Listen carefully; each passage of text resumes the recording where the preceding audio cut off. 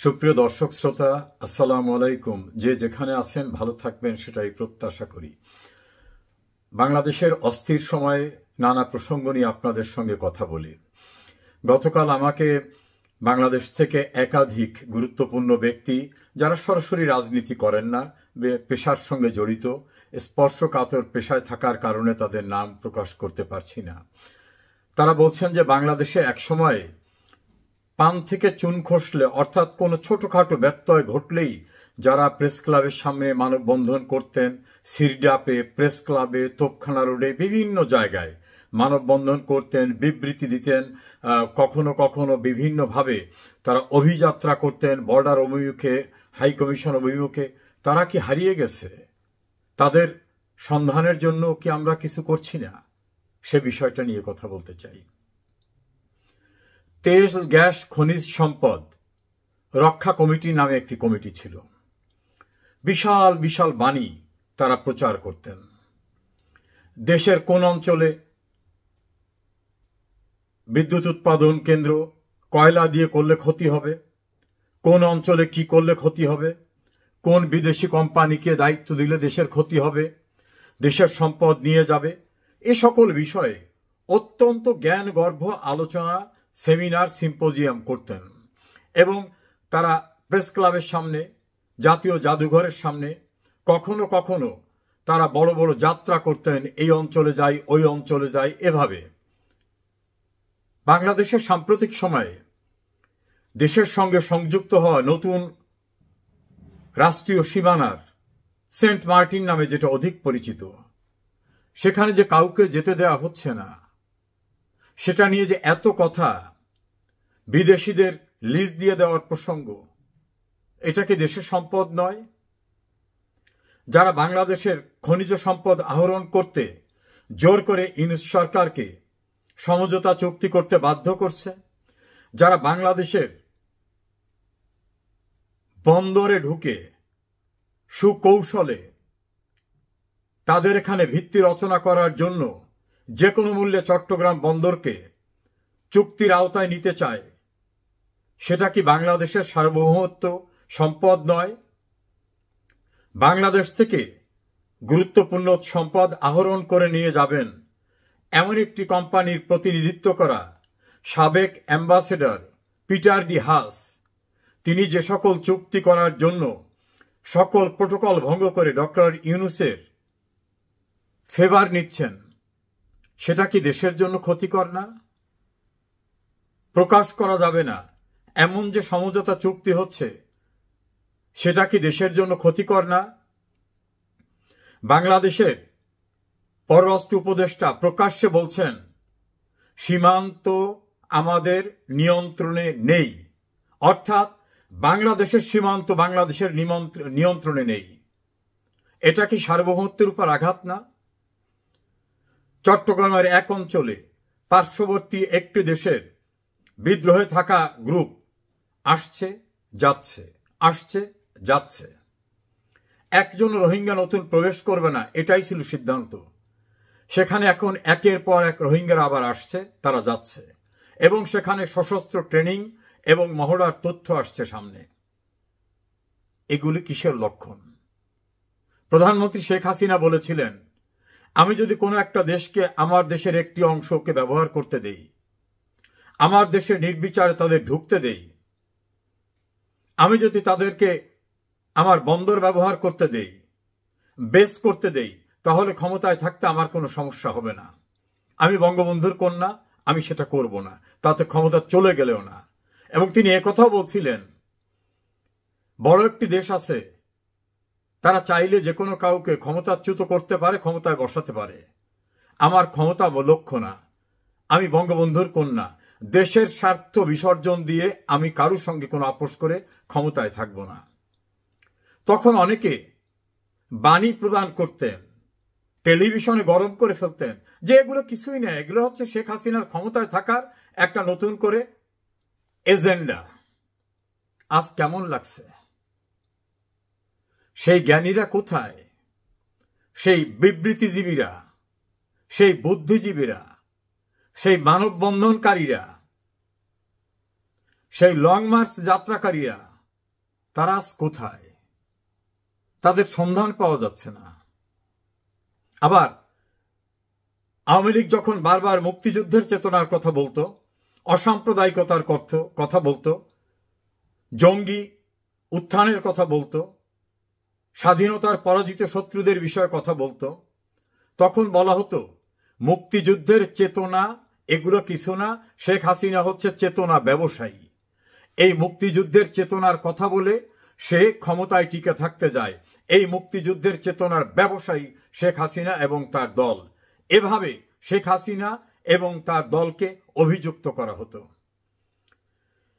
আজ যখন পাকিস্তানের পরাজিত শক্তি বাংলাদেশে নির্বিচারে আসছে, ক্যান্টনমেন্টে ঘুরছে, বর্ডারে ঘুরছে, পাকিস্তানের পররাষ্ট্রমন্ত্রী আসলে তাকে কুর্নিশ করতে দেশের গুরুত্বপূর্ণ রাজনৈতিক দলের নেতারা সেখানে যাচ্ছেন।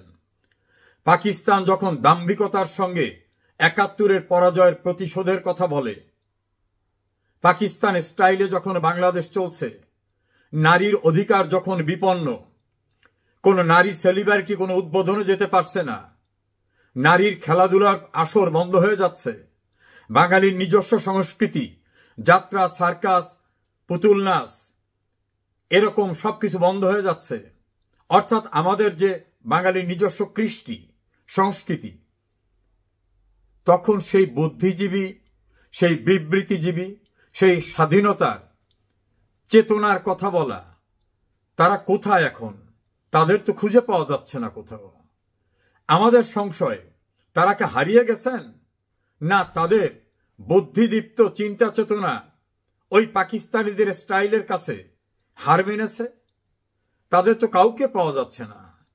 যখন মুক্তিযুদ্ধের সংগঠকদের উপর নির্মম অত্যাচার চলছে, গ্রেপ্তার বাণিজ্য চলছে, রিমান্ডে নামে অত্যাচার চলছে, মুক্তিযুদ্ধের স্মৃতিস্তম্ভ, বীরশ্রেষ্ঠদের মুরাল, বঙ্গবন্ধু ভবন, জাতির জনকের মুরাল সব গুড়িয়ে দেওয়া হচ্ছে, মুক্তিযুদ্ধের দেশে পাকিস্তানের কথিত জাতির পিতা মোহাম্মদ আলী জিন্নার জন্মদিন উদযাপন করা হচ্ছে, উর্দু ভাষা প্রচলনের কথা বলা হচ্ছে, সেই সময়ে আপনারা কোথায়? যারা বলতেন যে আমরাই মুক্তিযুদ্ধের চেতনা ধরে রাখতে পারি, শেখ হাসিনা একক মালিকানার না, তারা এখন কোথায়? তাদের তো দূরবীন দিয়ে,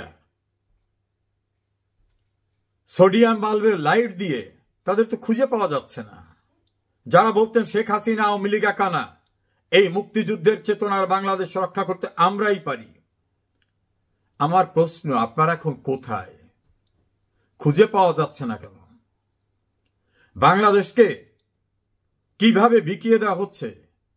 যারা বলতেন শ্রমিকের অধিকার আদায় করতে হবে, এখন যে ৩০ লক্ষ শ্রমিক বেকার হয়ে গেল, রাস্তায় মিছিল করা সেই শ্রমিক নেত্রী, শ্রমিক নেতা মাথায় লাল ফিতা বেঁধে প্রেস ক্লাবের সামনে গরম করে দেওয়া, গার্মেন্টস ফ্যাক্টরি বন্ধ করে দেওয়া, সেই নেতা নেত্রীরা এখন কোথায়? ১৫০টা ইন্ডাস্ট্রি বন্ধ হয়ে গেল মবের কারণে। এই মব রাষ্ট্রীয় পৃষ্ঠপোষকতায়, এই ইন্ডাস্ট্রির আয় দিয়ে দেশের অর্থনীতি সমৃদ্ধ হতো, শ্রমিকরা উপকৃত হতেন। আজ যে এই ধ্বংসের মুখোমুখি, কোথায় সেই শ্রম বান্ধব শ্রমিক নেতারা? তারা কি হারিয়ে গেছেন, নাকি ঘুমিয়ে পড়েছেন, নাকি তাদের মবের ভয় আফিম খাইয়ে এমন ঘুম পড়ানো হয়েছে যে তারা আর জাগ্রত হতে পারবেন না? বাংলাদেশের অর্থনীতি নিয়ে চমৎকার চমৎকার ভাষণ, বক্তৃতা, বিবৃতি যারা দিতেন, তারা কি খেয়াল করেছেন শেখ হাসিনা দারিদ্র্যের হার যেখানে এনে রেখে গেছিলেন, এখন যে দারিদ্র্যের হার কোথায় চলে গেছে? শেখ হাসিনা ব্যাংকের যে বৈদেশিক মুদ্রার রিজার্ভ রেখে গেছিলেন, সেটা যে এখন জিরোর কোঠায় চলে যাচ্ছে। সেই অর্থনীতিবিদরা কোথায়? আপনাদের বিবৃতি, আপনাদের লেখা, আপনাদের সেমিনার, আপনাদের সিম্পোজিয়াম দেখছি না তো। আপনারা কি হারিয়ে গেছেন? বাংলাদেশের আইন শৃঙ্খলা পরিস্থিতির অবনতি হওয়ার সঙ্গে সঙ্গেই কিছু তথাকথিত বাম নানা রকম ফোকাসই নিয়ে আসতেন তাদের ভূমিকা। এখন যে আইন শৃঙ্খলা পরিস্থিতি বলতেই কিছু নাই, এখন যে মবক্রেসিতে চলতেছে, সন্ত্রাসের দ্বারা দেশ চলতেছে। 5 জন লোক মারা গেলে, বিচার বিলম্বিত হলে যারা মানববন্ধন করে বলতেন বিচারহীনতার সংস্কৃতি, এখন যে হাজার হাজার পুলিশ মারা গেল, আওয়ামী লীগের নেতাকর্মী মারা গেল, তাদের বিচারও করা যাবে না এমন নোটিফিকেশন জারি করলো সরকার। এই বর্বর নোটিফিকেশন সংবিধানের সঙ্গে সাংঘর্ষিক। সেই বুদ্ধিজীবীরা, সেই সংবিধান বিশেষজ্ঞরা আপনারা কোথায়? কাউকে খুঁজে পাওয়া যাচ্ছে না কেন?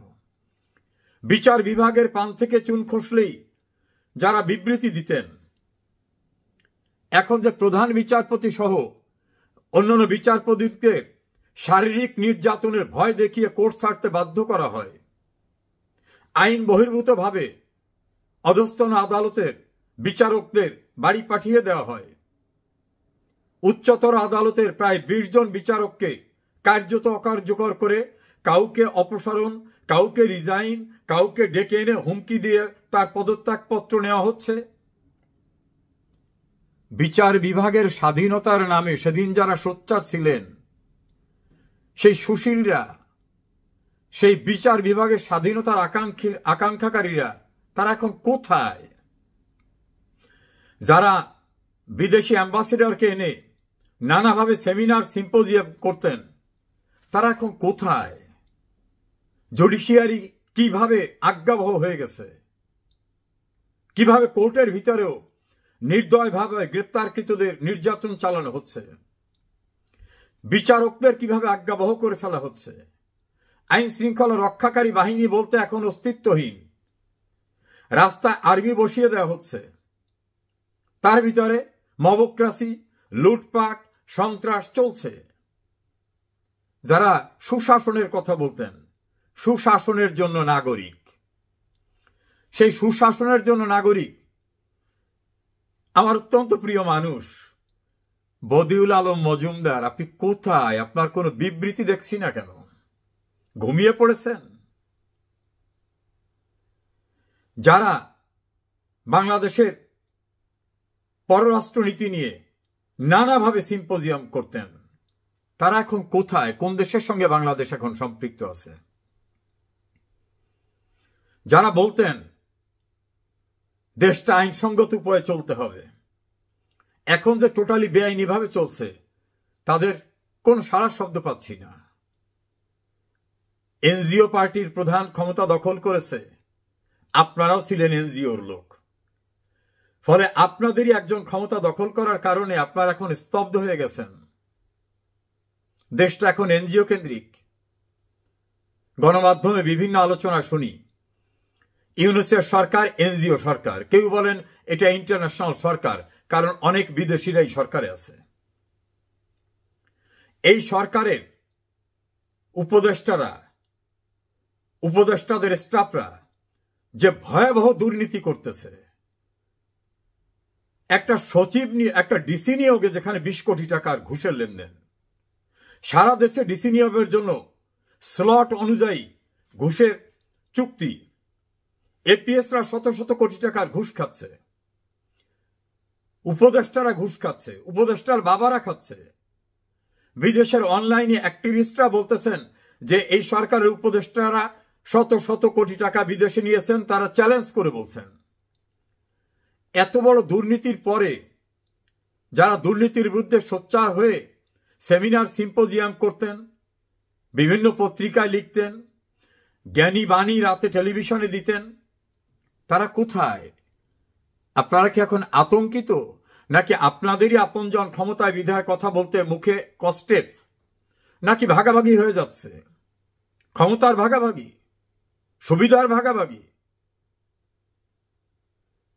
সরকারের প্রধান হয়ে 26টি অনৈতিক সুবিধা যিনি নিলেন, যিনি তার বিরুদ্ধে দায়ের করা 11টি মামলায় বিচার মোকাবেলা না করে প্রত্যাহার করে নিলেন, এবং সব দুর্নীতির মামলা। এত বড় দুর্নীতিবাজ বিচারের মুখোমুখি না হয়ে মামলা প্রত্যাহার করে নিল। কই আপনাদের কোন শব্দ টের পাচ্ছি না কেন? শেখ হাসিনার বিরুদ্ধে যে সোচ্চার কণ্ঠ আপনারা ছিলেন, শেখ হাসিনা দুর্নীতি দমন কমিশনের দায়ের করা একটি মামলাও প্রত্যাহার করে নেননি। তিনি আইনি মোকাবেলা করে লড়াই করে সেখান থেকে তিনি মুক্ত হয়েছেন।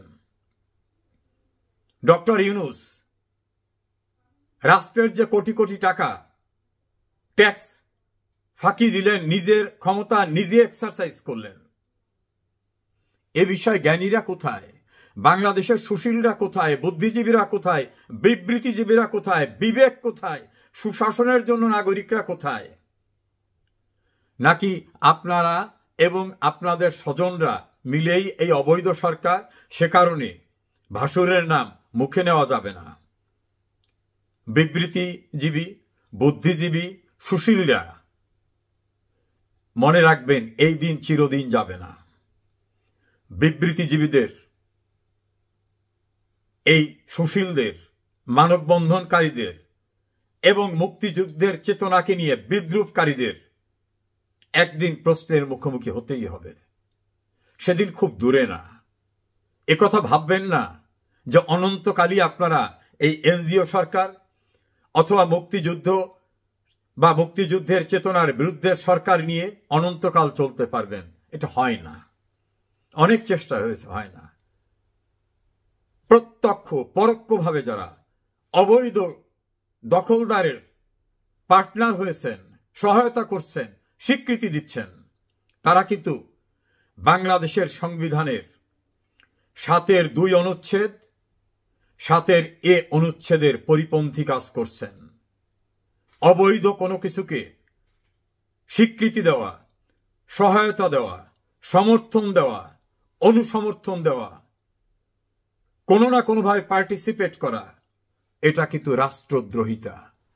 আজ হোক কাল হোক, রাষ্ট্রদ্রোহিতার অভিযোগে আপনাদের কাঠগড়ায় দাঁড়াতেই হবে। কিসের সংস্কার?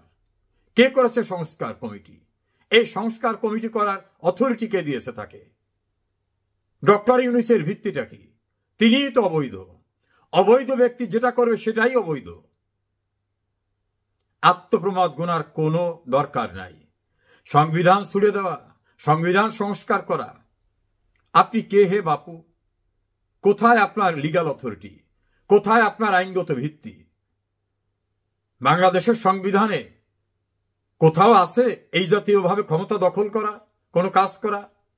অবৈধ ক্ষমতা দখলকার, খুন, রাহাজানি, রাষ্ট্র ব্যবস্থা ধ্বংস করা, আইন শৃঙ্খলা নষ্ট করা, জুডিশিয়ারিকে আজ্ঞাবহ করা, সন্ত্রাস করা, দুর্নীতি করা, লুটপাট করা, মবের রাজত্ব কায়েম করা, গোটা দেশটাকে ভয়ঙ্কর একটি নরকে পরিণত করার কর্মপরিকল্পনায় প্রত্যক্ষ পরোক্ষভাবে যারাই জড়িত আছেন, খুব বেশি দিন দূরে না যা আপনাদের সকলকে এই প্রশ্নের কৈফিয়তের কাঠগড়ায় দাঁড়াতে হবে। সাময়িকভাবে ক্ষমতা দখল করে পরিত্রাণ পাবেন, এটা কিন্তু বঙ্গবন্ধুর খুনিরাও ভেবেছিল। 1975 সনের 26শে সেপ্টেম্বর অবৈধ দখলদার মোস্তাক এই আপনাদের ইউনূসের মতো একটা ইন্ডেমনিটি দিয়েছিল। আর 1979 সালে আর এক অবৈধ দখলকার জিয়াউর রহমান তার পার্লামেন্টের 9 এপ্রিল সেটাকে আইনে রূপান্তর করে সংবিধানের ৫ম সংশোধনী নামক সংশোধনী এনে ক্ষমতার জোরে পাশ করিয়েছিলেন। পরিত্রাণ কিন্তু হয়নি। এখনো যারা অবৈধ কাজ করছেন, আমি আইনের একজন ছাত্র হিসাবে চ্যালেঞ্জ করে বললাম, যত সংস্কার করেন, যত ইন্ডেমনিটি করেন, যত জুলাই সনদ করেন, রক্ষা কিন্তু হবে না, কোনোভাবেই রক্ষা হবে না। অবৈধ কাজ করা, রাষ্ট্রদ্রোহিতার কাজ করার দায়ে অবশ্যই আপনাদের আইনের মুখোমুখি হতে হবে। সেদিন খুব দূরে নয়।